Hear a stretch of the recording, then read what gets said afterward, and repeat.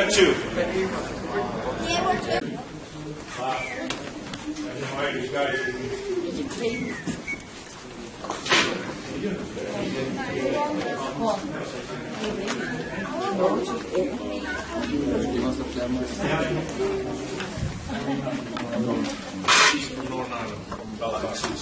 Cool. Well, yeah, good afternoon everyone. As you said, my name's Tom. Pleasure to show you the place. Got any questions that I'll really see during the fire away, and I'll do my best to answer them. And got cameras with these as well. Please take as many photographs around the places you'd like as well. There's all right on this side here, so we'll come up with them. So we're going to pop up to level 6 of the stadium and get started.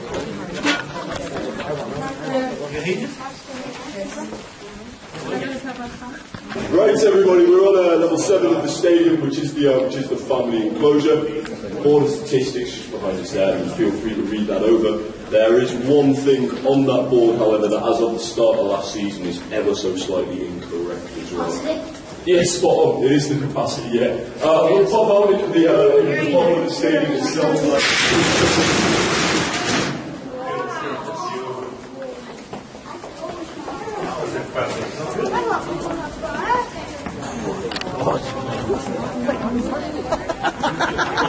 Hey, have I stand the sun that's going to fall down? Oh yeah, guys. Welcome to St James's Park. Capacity of this place as of the start of last season. 2,000. So there are 3 grounds in St James's Park.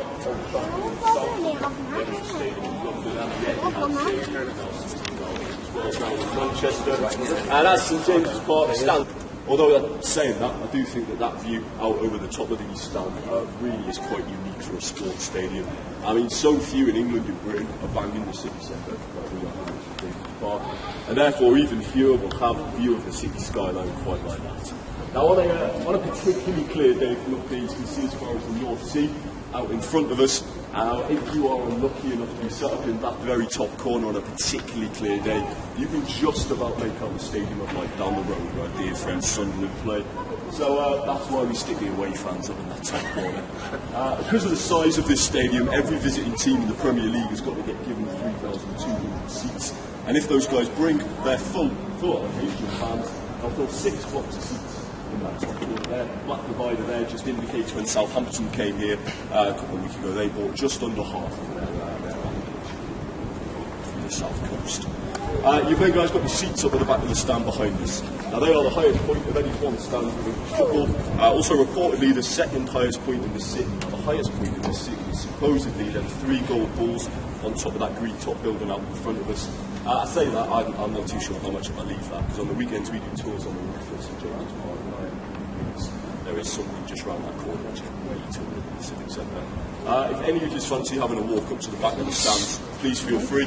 If you could do me a favour, lads, just stay in this one of the seats here. That would be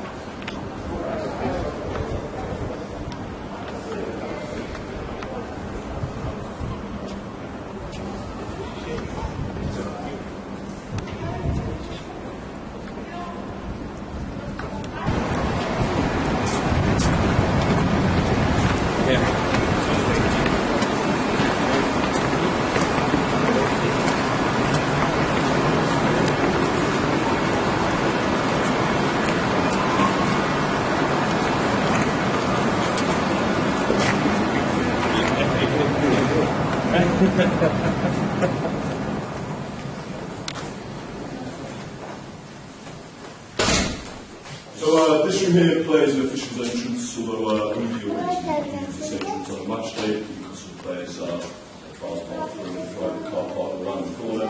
Then enter the stadium using the emergency tunnel. The entrance, which is just a couple of hundred feet up the crowd corridor there, comes out of the northwest corner of the pitch.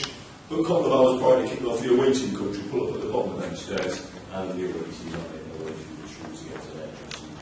A couple of nice things in this room. We've got the two busts either side of the room here. Our bust of Sir Bobby Robson over on this side, which I think is Spot on, guys. So yeah, this is the away team dressing room, and it's pretty basic, and it's pretty small, pretty cramped. Ceiling's pretty low, lights aren't particularly nice either. And I mean, it can get hot in this room very quickly. Sometimes we can have up to 15 players and officials from the away team in here on a match day. I say that first home game of last season, Manchester City, they brought 53 players and officials with them. You can imagine all of them people are crammed into this room. I mean, especially if the showers up there are running, steam's whipping around here. It's going to get very hot, it's going to get very uncomfortable, and that is going to happen very quickly. And I mean, us here in Newcastle United, we don't really care about that. I mean, it's just for the away team, innit? Only here for 4 hours or so. No need to make life too comfortable for them. And I mean, that will be commonplace amongst the vast majority of football league clubs you visit around the country. I guess sports teams really that you visit around the world. Away team facilities, they will always tend to be less a standard than the facilities for the home team. Now there is one exception to that in the Premier League that I'm aware of, at least that exists down at Stamford Bridge. When Mourinho first took control of Chelsea, he introduced a relatively comfortable, relatively nice away team dressing room. When he left the club, it didn't take them too long to change it back to the horrid old one it was before. Before he rejoined, and it stuck back how he wanted it. And his thinking behind that, Mourinho thinks, at the away team, they feel at home, they feel relaxed, they feel comfortable. They're going to go out onto the pitch feeling like that, and they're going to be 2-0 down after 20 minutes. And I mean, his record as Chelsea manager ain't half bad at all, is it? There might be something behind that. Now, to be fair, this is probably all right in comparison with a bunch of other away team dressing rooms around the country. I mean, at least it's bright. Roy Keane came over here, and what he did basically is, when he arrived, he bought stickers for Sunderland stickers, and he put them every single time with a Newcastle sticker. He put a Sunderland sticker on, and a very sticky one on it. It was quite hard work just to wind up the Newcastle guys. But that's a little bit to give you an idea of how the rivalry is. Well, a good atmosphere, of course.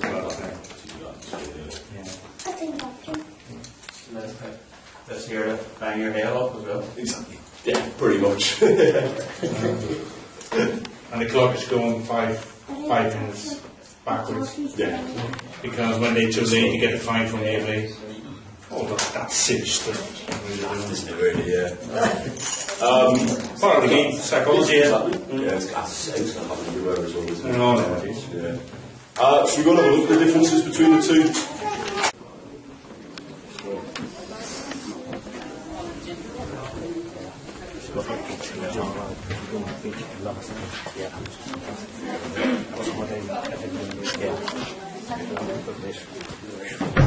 Yeah, a bit of a difference between the two dressing rooms. Now this one is based on the home team dressing rooms at both the new Wembley Stadium and the Emirates Stadium, when we were looking to build that, sent a representative down to London and picked up the blueprints for them two dressing rooms, stuck them together, came up with this.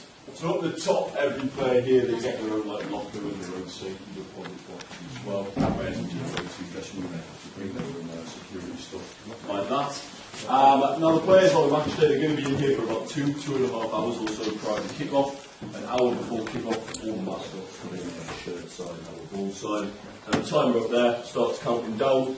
And then a quarter of an hour before the game is due to start, the buzzer up in that top corner, that will sound. Now that is just the referee letting everybody know it's in the tunnel, ready to go. If anybody's late, the player is seen fine. Now we've got all the shirts up on display. Now they are just up for the purposes of the tours that we do. As you can see from the photos above, I mean they do tend to correspond with the shirt number below. So the players do get designated certain changing station that they'll then use for the duration of the season. Now the players at this club as well, they always get given 2 brand new shirts for every game. We then go on to lose about 8 or 9 of them shirts every match. We'll exchange with the opposition out on the park, lobbed into the crowd. Any that are bloodied or any that are torn, immediately disposed of. And then a lot of the rest of them signed up for good causes in and around the North East and further afield. Now I guess to kind of put that in a little bit of context with lower league football here in England, the players at Notts County, they get budgeted 3 shirts per player for the entire season, as opposed to 2 a game here in the Premier League. Now, once again, guys, if you fancy having a bit of an explore of this room, please feel free. If you're going to go back there, very important, don't go into the room with all the showers in, because they're all on a sensor, so they will come on and you will get wet. But if you go in there around to your left, you come out behind this wall here, there's a little warm down area back there that's got an ice bath in it. That ice bath on the match day will be full of ice and icy water set to 7 degrees Celsius. Idea being that you have 3 minutes in there before having a hot shower, and that supposedly just aids your muscle recovery as quickly and as effectively as possible. But as I say, feel free to have an explore of that media suite.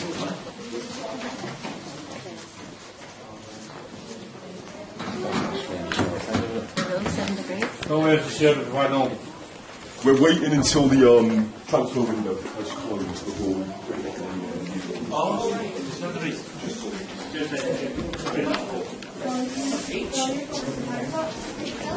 Reach.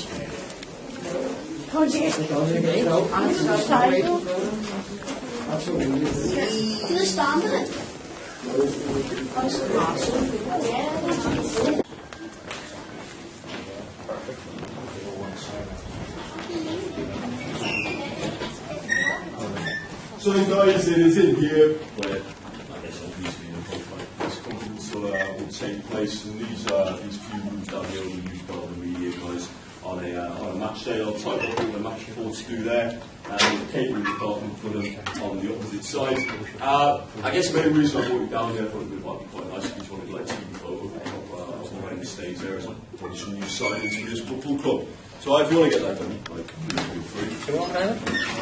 Come on. You get good. That's a good example. Yeah, that's good. Next. We don't have two lines here. What we can do if we want is we can put the parents behind each other. No. But if you line up, boys, and then you make pictures so they come on the boys, you stay here for a second, and all the parents want to make pictures. Go through there.